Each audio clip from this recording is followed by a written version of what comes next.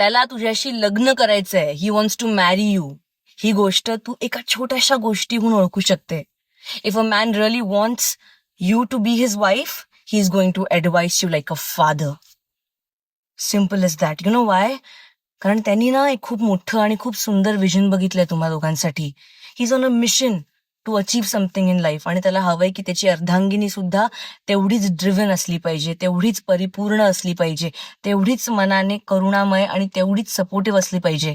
कारण हे जे स्वप्न तू बघतोय ना, ते तुमच्या दोघांच्या हितासाठी आहे, चांगल्यासाठी आहे. सो तुला बेस्ट लाईफ मिळेल, आणि यासाठी तो तुला रेडी करायला बघतोय, तुला ऍडवाइस देतोय, तुझ्यामध्ये खूप सुंदर सुंदर इम्प्रूव्हमेंट्स करायला बघतोय. कारण की त्याला हवंय की तू माणूस म्हणून बेस्ट व्हावीस, तू तुझं बेस्ट व्हर्जन असावीस.